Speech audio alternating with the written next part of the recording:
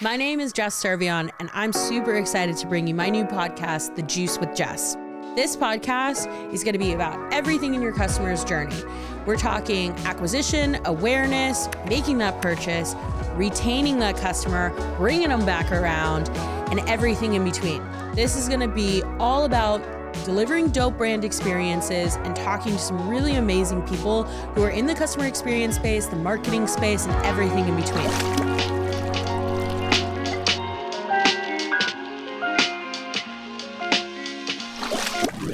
Welcome back to another episode of The Juice with Jess. Apparently, I love to repeat my name because I am Jess. This week, I am joined by my new friend, Danielle Dawson. Danielle will tell you a little bit about herself in a second, but I just want to say we literally just met in the lobby of the recording studio and we became best friends. So this is going to be a great episode. Yes. Danielle, do you want to tell the audience a little bit about yourself? Yeah, sure. Thanks for having me. I'm so excited to be here. I'm Danielle. I'm a registered herbalist with the American Herbalist Guild. I'm a certified holistic nutritionist. Day to day, I run education and innovation at a CPG company called Four Sigmatic. I wrote a book last year on adaptogens, so we can dive into all sorts of things, but really just love plants and mushrooms and spreading the love about these incredible allies that I think are so underutilized and really, really needed in today's world. I am shooketh. I have to be honest with you. I am shooketh. You guys do not realize, like, this, Danielle's a baddie, man. Like, this is awesome. For her to talk through her entire pedigree like that, like, it's awesome. So let's just start there. Yeah. How did you get into herbalism? This is a great question. It's not one of those things where you're like, oh, as a little girl, I want to be an herbalist. Mm-hmm. Like, that never crossed my mind, which is beautiful because it's a very organic path. And when I look back, I'm like, wow, how did I dedicate my life to plants and mushrooms? And every step, there's all these kind of like pivotal moments of my life that now I'm like, oh, that was guiding me closer and closer to where I am today. So grew up, my mom would brew kombucha in my kitchen before there was ever bottled kombucha on the shelf. My friends would come over and be like, what is this weird growth on your counter? Was fed like hemp cereal and dressed in hemp clothing. And so there was that like early influence. And then I became a really big environmentalist, was kind of my initial path. And it was kind of the point, the more you understand what's going on with our planet, it can be really aggravating. You can get really angry. So I was a really full-on, like, angry activist. Like, I was protesting. I was speaking at these power shift conferences, like, in the streets, picketing for years. That was my full job. And in the process, which is, people might relate to this, if you're, like, really dedicated to a cause, you forgo your own health and well-being. And so I had a really strict diet, raw vegan, right? This is the best thing for the planet, so I thought, and was really sick in a lot of ways. There was like several days a month that I couldn't get out of bed. And I went to different practitioners, and they were like, you need to start incorporating eggs, you need to start incorporating fish. Like, your body is deprived of these critical nutrients that allow you to function optimally and like get up and do your thing. And so it was like this wild kind of like back and forth in my mind where I thought, okay, I could either lose like a couple days a month versus, and be in bed and not being able to go out in the world and do my thing, or I could incorporate some of these foods into my diet and get that time back. And what could I do? My justification was like, what could I do for the planet if I were able to get this amount of days back every month to go out and organize and protest and whatever. Yeah.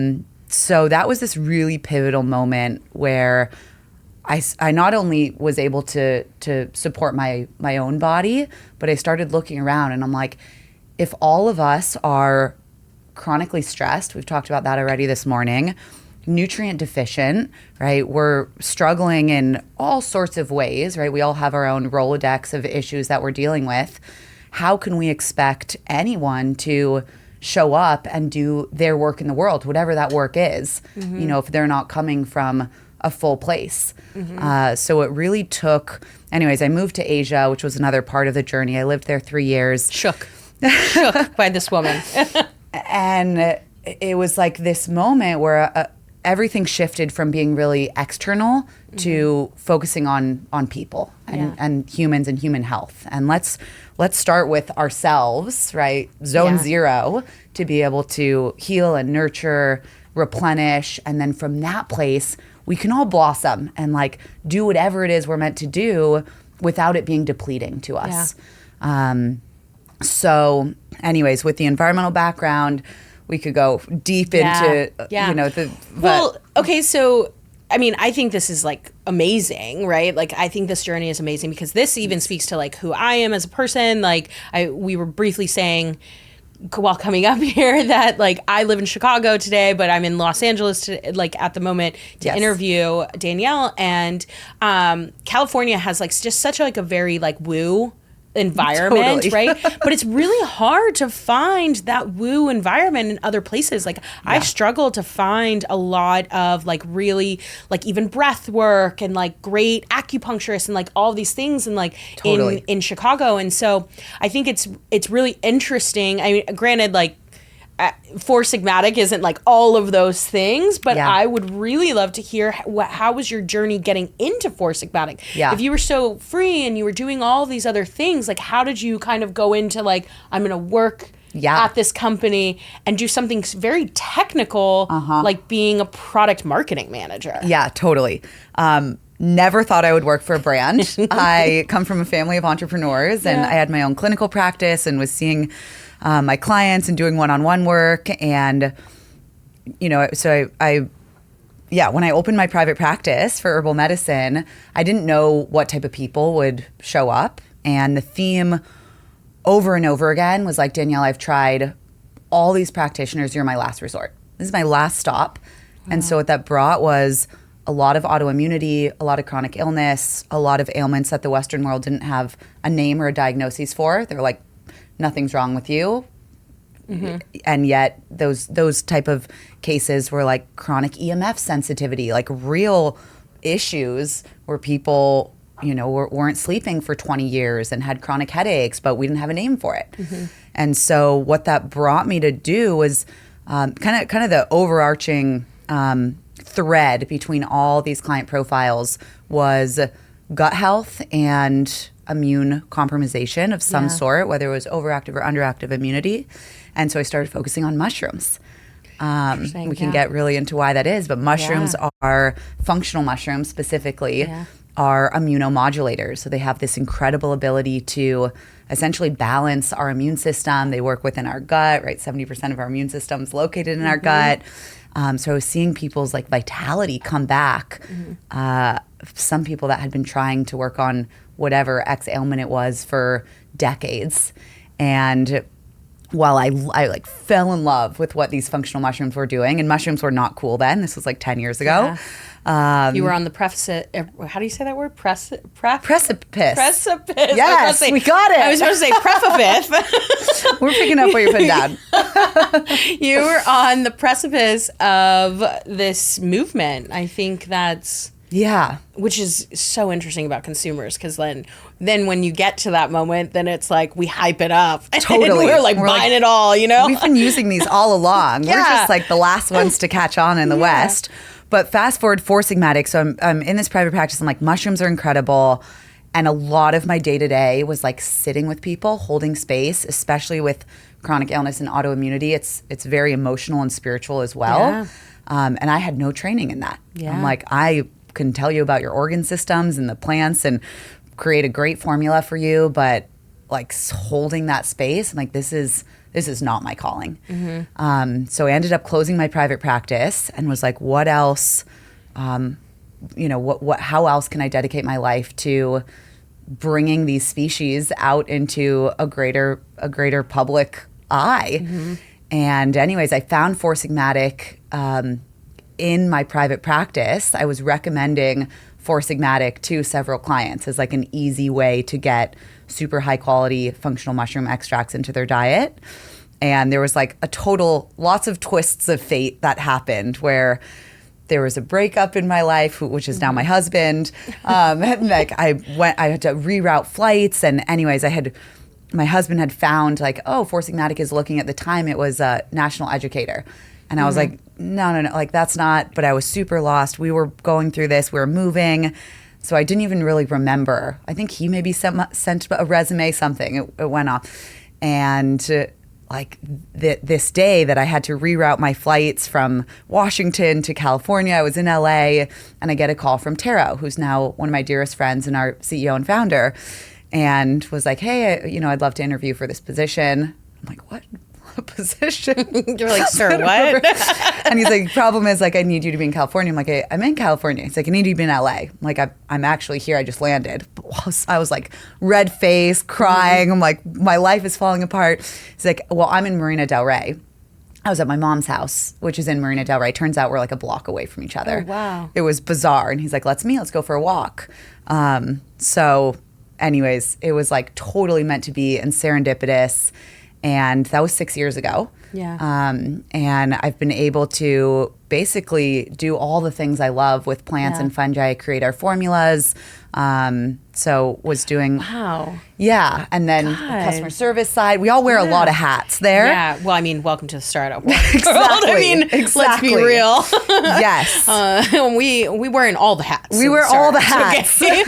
But I think that's really amazing. I mean, going to customer experience and like, the whole basis of this podcast, right? I actually think that this journey, your personal journey, as well as the customer journey, is so interesting here because so for two reasons. One, as customer experience leaders, as people who naturally fall into customer experience or even brand experience and brand marketing, we are naturally empathetic people. Totally. Like, and fight me on this, but straight up, we are naturally empathetic people. And like, because if you want to take care of your customers and you want to do any sort of customer marketing, you have to understand consumer behavior. Right? Totally. You have to understand consumer behavior, and you have to like understand how like people like kind of function, the feels, the wants of like why they want a product from you. Yes. So my point is though, is I think your journey is like really obviously like, I told you I'm like shooketh, but like also I think it's really interesting and amazing because we're already in these like naturally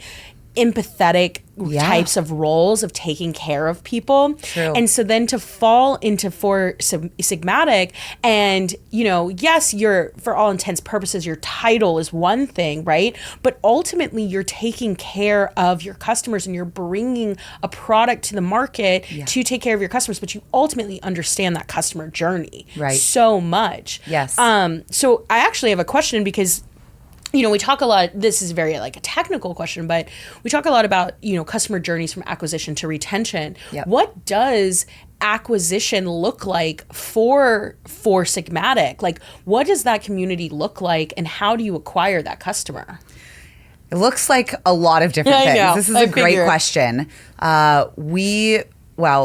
I think we have to look at where we sell to be like, okay, where are our customers coming from? So we started as a primarily D2C brand. Then we ventured into Amazon, but we're actually started in Finland. So we're sold in 65 countries. We're on D2C, but in the last couple of years, we've really made retail a priority. So of course, like the natural space, Whole Foods, Sprouts, natural grocers, some of those big H-E-B. There's probably different Kroger banners. I know things in Chicago. I worked at Feastables. That was international. Yes. I know these banners. Yeah. But So it's interesting because our customers are coming from all over the world and in all different channels. And typically it's like you're really good in either D2C or you're really good in retail. We're trying to do it all, which has been really interesting. And our customers have changed. So this is something we're constantly doing.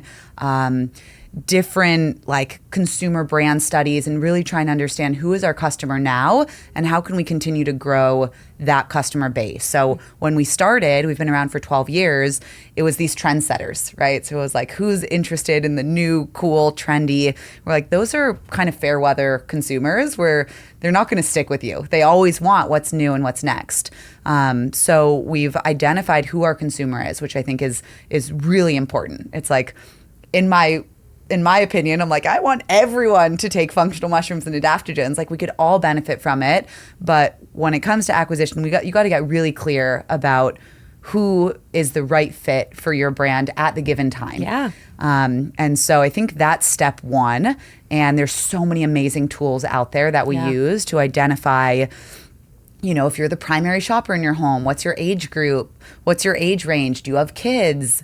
Are you willing to spend X amount in the coffee aisle? Are you willing to spend X amount in the supplement aisle? Like really getting honed in on who you're targeting. Yeah. And then from there, you can develop ad content. You can develop your entire brand strategy, your voice, your communication based on that consumer and the channel that you're speaking to them in. Yeah. So like something that's really helpful for me to remember is like a brand is its own personality. Right. And just like us, it's like we present ourselves differently on LinkedIn versus on Instagram versus in a podcast versus like with our friend group, right? But it doesn't, like, our core of who we are is the same. Mm-hmm. And that's been probably our biggest challenge, but also like biggest growth opportunity is being like, okay, who are we? It's kind of hard to understand. We're like infusing all these mushrooms and plants into coffee, but also capsules and different supplements and blends and creamers. Yeah.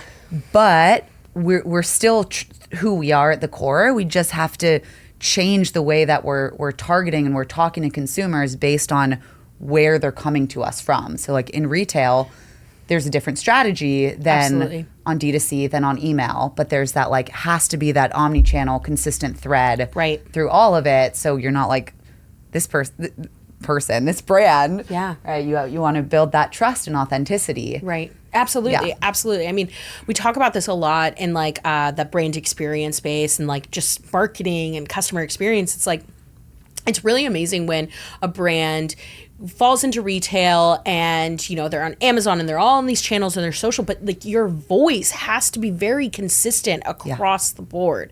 And not only does your voice have to be very consistent, but your experience of the brand, like, and I mean a customer experience, right? So it's like, let's say I'm in HEB, right, in the UK, and I'm also in like, I don't know, Albertsons in Chicago, right?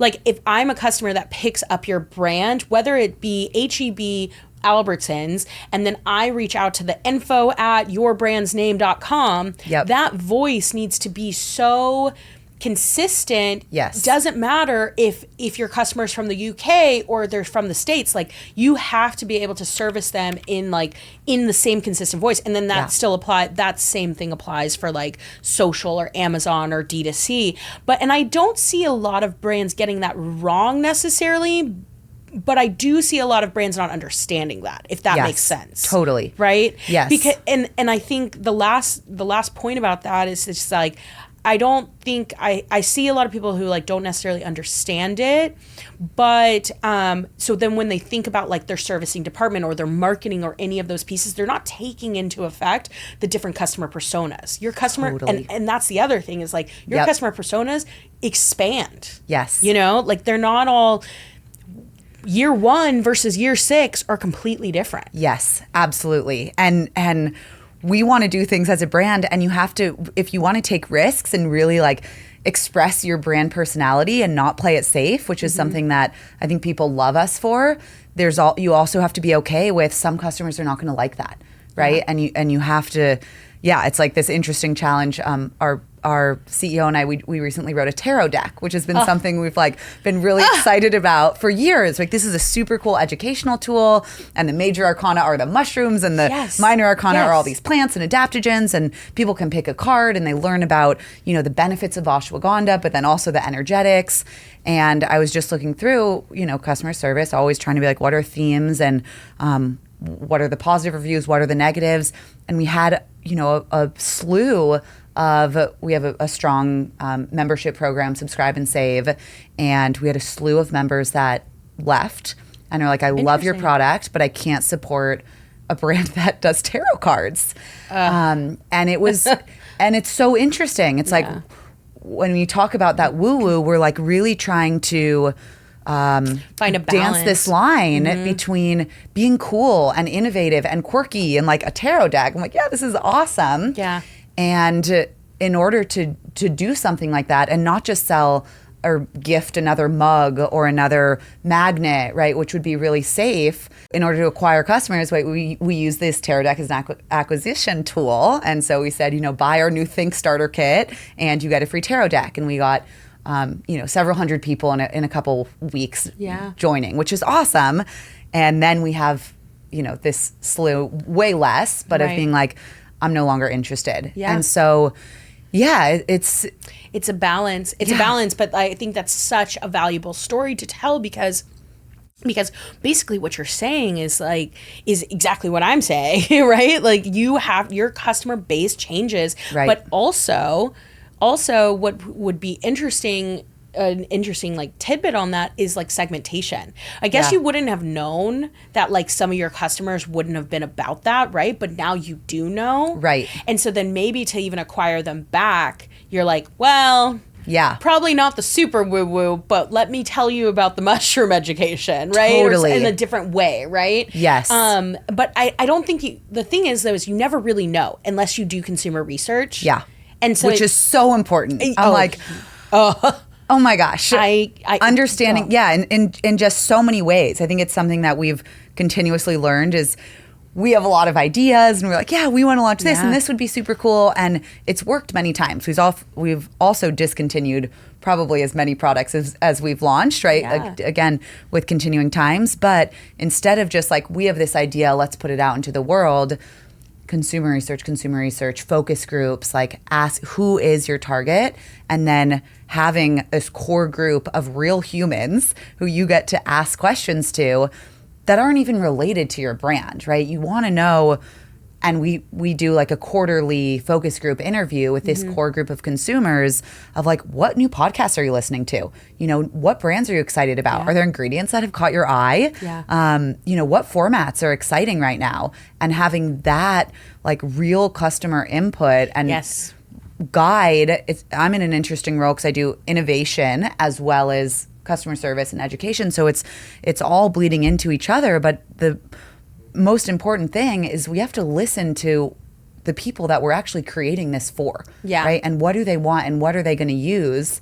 And that's just been a huge learning. Yeah, absolutely. I think it's really interesting because a lot of brands actually don't do consumer research. I've come across that, right? Like in my agency consulting stuff, like I actually offer that as a part of my services of like doing consumer research, and this isn't like a plug for that. I'm just saying because I've found that it is a need, right? Like a lot of brands will like go and like pay other services to do it, but then maybe like not utilize it. But really, you have so much data. You have so much fucking data in your service department, in your reviews, and like your subscription programs. And like really, if you just like quantitate it and qualitate it, right?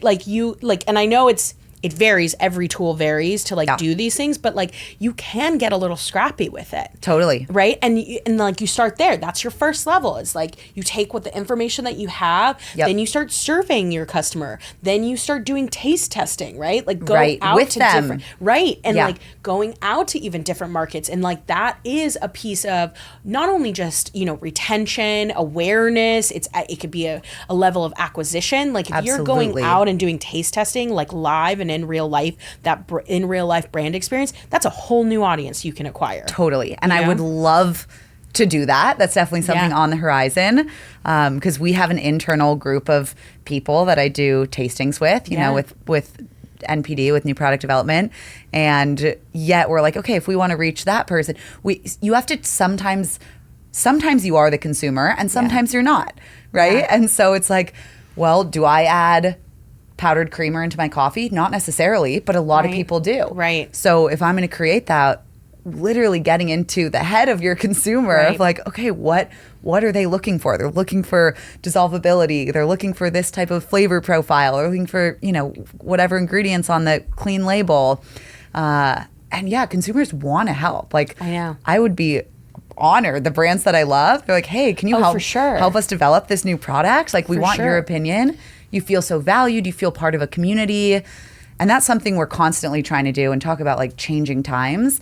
Is how do we develop, especially like our membership program. We're like, we don't want it to just be discounting. Right. One, that's horrible for our P&L. And two, like you don't get a lot of value from that. Yeah. And then people just, they're only in it for the discount. No, absolutely. They're like, there's a couple of brands that kind of had like a lot of rapid growth that I like help out, right? Yeah. And that was the first thing I was like, we done with the discounting, my friends, because you're like, it's fine to discount to acquire a customer for sure. Like, but you can't just be so overly of a discount brand. Like totally. I actually see this a lot too. Like when you discount so much, the customer then expects it. So then when you're trying to draw back that behavior, then you end up going through this like full ebb and flow of like pissed off customers. Yeah. Right? Because they expected it from you. So if you start off in the beginning of like, okay, just like traditional discounting as far as like join my list, do these things, right? Then like that's going to be far better than you being like, oh, you didn't like it? Okay, let me give you a discount on this, or let me give you a discount to bring you in the door. Yeah. No, like educate and bring them in the door in a different manner. Yes, which is so hard to do. I'm like thinking about our customer service, and we've had the same policy for 12 years since we started, where it's like, if you don't like it for any reason, money back guaranteed. Yeah. Right. And that's a beautiful thing that we do. Mm-hmm. And it's like, my team is like, hey, we're being taken advantage of. Like, how do we get around this? And again, it's a stance, and I think every company's different, but to really like have that next level of communication with the customer instead of just like, okay, no problem here, and trying to have those like one-touch tickets as much as possible. Right. I would rather have 3 touch tickets and say, hey, like maybe they were using it in the wrong way, and they didn't know. They're like, I don't like this because it doesn't dissolve, for example. Yeah. Like with our product, we don't use any sort of dissolvent agents, right? There's no like acacia gums or maltodextrin or these things. So like you've got to use warm water and a frother and to have this really good, beautiful experience with your mushroom coffee. But if we're not educating on that, like we're just going to keep getting into the same problem. Right. So it's like dig a layer deeper to see if you can, it's helping the customer more and helping your brand more. Yeah. But the education also looks different for many people. Like we've written 3 books, and I did like a free mushroom academy online, which is like a YouTube video series, and all sorts of fun, funky tools. Pre-pandemic, we would do like meetups and coffee meet and greet in the morning with our members. We have like a shroom room in New York, which is, come in and have a free beverage, to taste whatever you want on us. The next time I'm in New York, I'm going to that. Oh yeah, it's so much fun. But it's like education also looks different, and you don't want to like bombard someone with education if they're not ready for it and if it's the wrong platform for that. So we're trying lots of new things where it's like, instead of just gifting discounts and more free swag with your first purchase as a member, we're giving you 10% of the book that Taro and I just wrote, right? Nice. To really understand in a digital copy, like ebook, these are why adaptions are important, and like use that as a retention tool, which also empowers the consumer too, to be like, this is why I'm taking this. Yeah. But absolutely. Yeah. Well, you answered my question, because I was actually going to ask you about education. It sounds like you have so many tools, and I think that's really like amazing and fascinating. Yeah. I think not just in like CPG, I also think in like anything. You could be a diaper brand, totally. Right? Like you need to educate your consumer on how to utilize your product, right? And so education is really important, and it can look in so many different forms. You know? Guess what, fam? The customer community is back. If you're not already familiar with the community, you can sign up to get your questions answered, discuss best practices, and connect with other professionals in the CX space. Check it out today at community.customer.com. See you there. I'm curious, like, what does your community look like? Are you on Facebook? Are you in socials? Like, where are you? Where's that audience?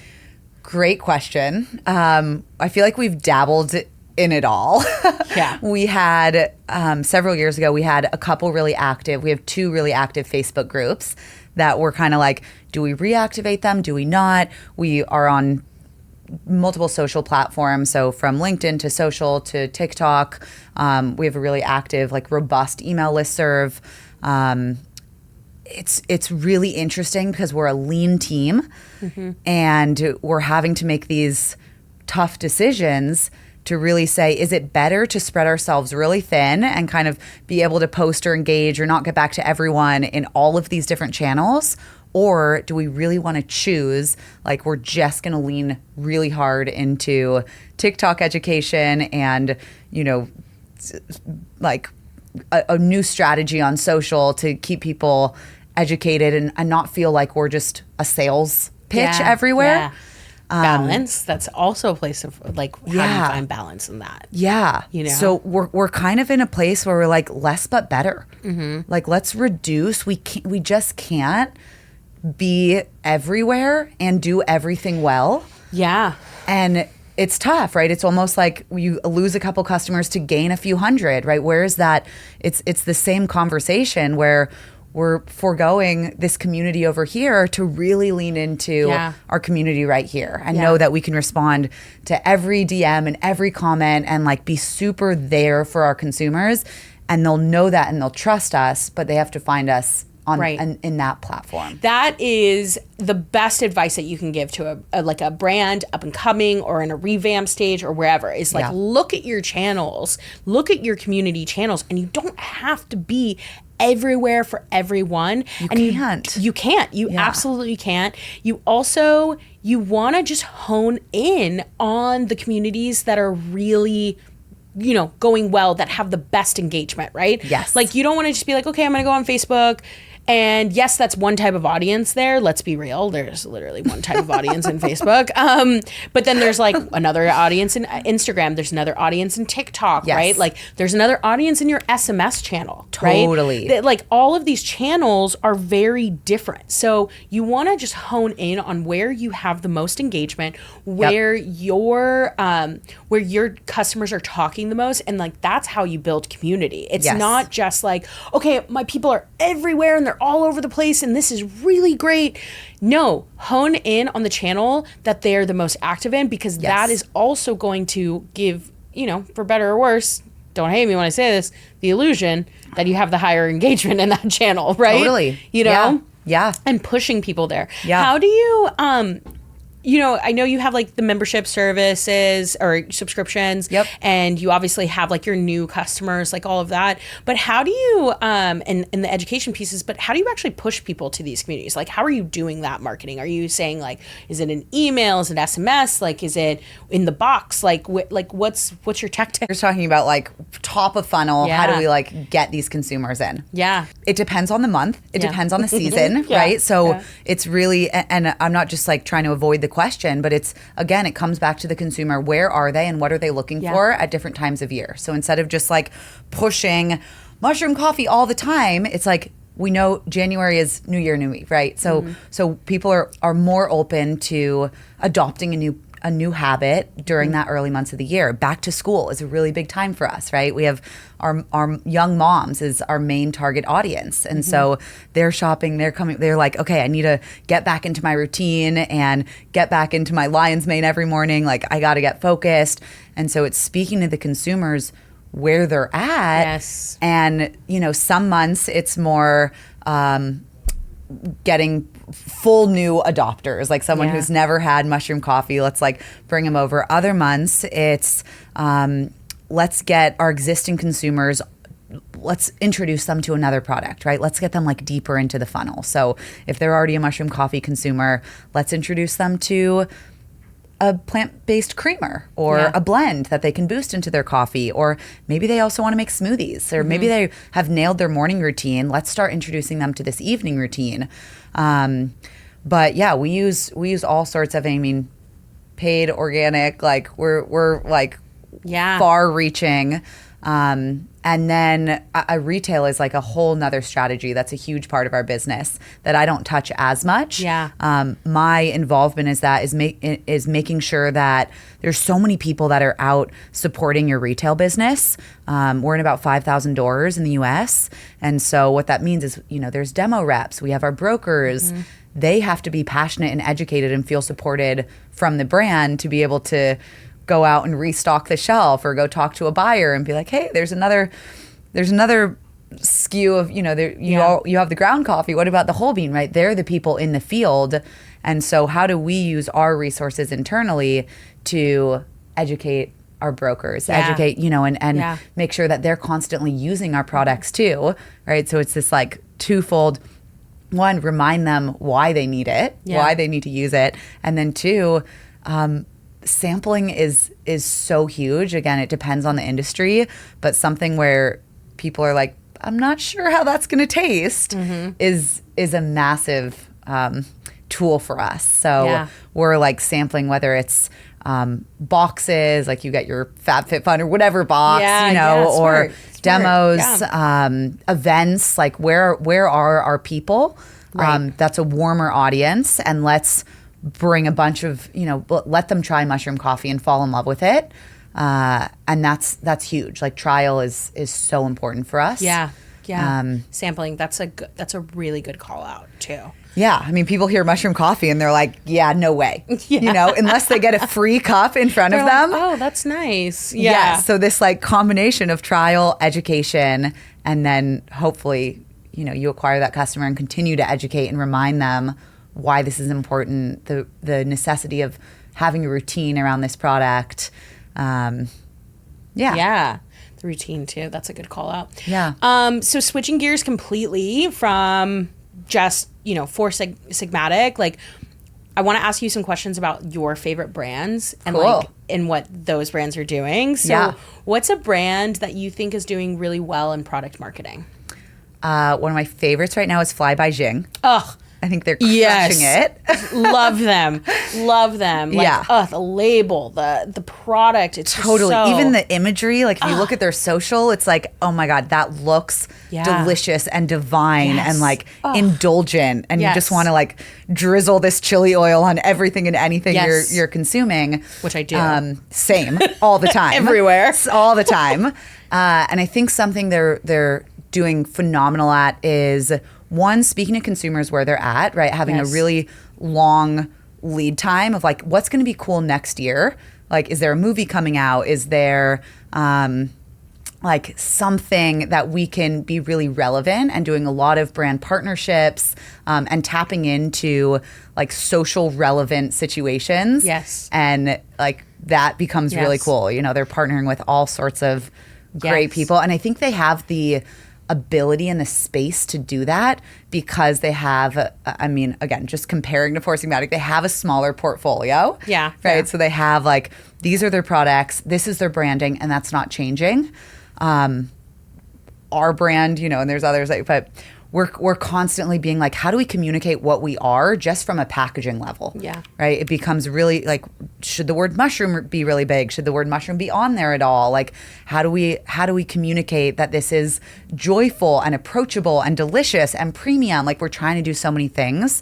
And so, if you're kind of in that loop as a brand, again, you can only do so many things. Right. And so are you either really focused on like revamping your website and having the perfect social channel and having the perfect branding, or are you like, this works for now and I'm going to leave this, and then be able to divert your resources into really cool cultural moments and like moonshot ideas and like not even in food, but I think Hello Tushy is another like crushing it. Yeah. So much fun. Yeah.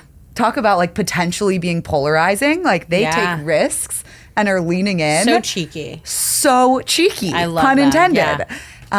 Like I'll never remember this Super Bowl giveaway they did. I think it was 2022 or 2023. Yeah. And it was like, show us a picture of your Super Bowl poop and whoever has the best one gets $10,000. And I was like, this is Spectacle brilliant. marketing, baby. Like $10,000? Like I want that. And like, at first you're like, oh my God, this is so crazy. This is so raunchy. You're pushing the envelope. Yeah. Right? And it keeps me intrigued. Like I'm excited to read their newsletters because I'm like, what cool puns are you coming up with? And I'm a loyal customer. I only buy my bamboo toilet paper, from them because they're constantly keeping me on my toes and surprise and delight and just like making me laugh and feeling like, yeah, this is quirky, this is fun, this is interesting. As opposed to, the brands that become really stagnant. I know. It's interesting. There are brands out there that just become very like, okay, cool, I made it onto the market, and then like, meh. Play it too safe. Yeah. And I think you lose a lot of your customers and a lot of that like love and spark if you try to play it too safe. Yeah. And also like, sometimes it's really hard in e-com overall, I will say, but like sometimes you have to just try something and pivot your way fucking through it. Yeah. And if it doesn't fucking resonate with your customer, absolutely. I mean, don't go and get canceled. Okay. Like I'm not saying that. Right. But what I am saying is like try to innovate and A/B test. Yes. Segment. Yes. Right. Like, and try in like your email channels or your SMS channels first, like before you go and like buy the ad space maybe. Right.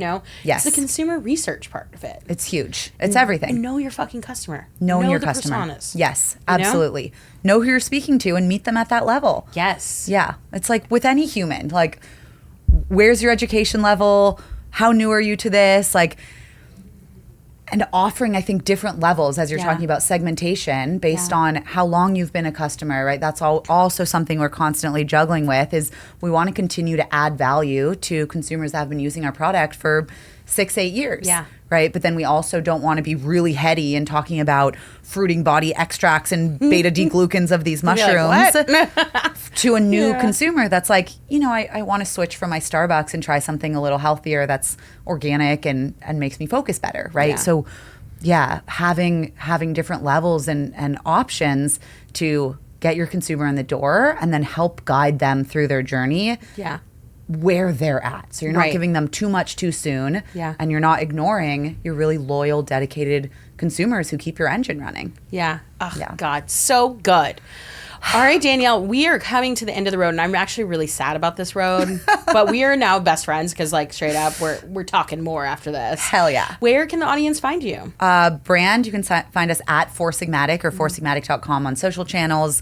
Myself personally, Danielle Ryan Dawson on social channels, and Danielle Ryan Wellness is my website. If you want to get really into adaptogens, I'll make a little plug for our book too. You can go to healingadaptogens.com and buy the book anywhere books are sold, Amazon, Barnes & Noble, you name it. Amazing. We're going to have everything in the show notes. If you're interested in the subject, I highly suggest reaching out to Danielle, but checking out Four Sigmatic as well. And that's it. As I said in the beginning, I'm your host, Jess Cervellon, and I appreciate everybody tuning in for another episode of The Juice, and I'll catch you next Thursday. Thanks. Hey, wow, you made it to the end of the episode. That means that you like me and I like you, which also means you should subscribe to this show.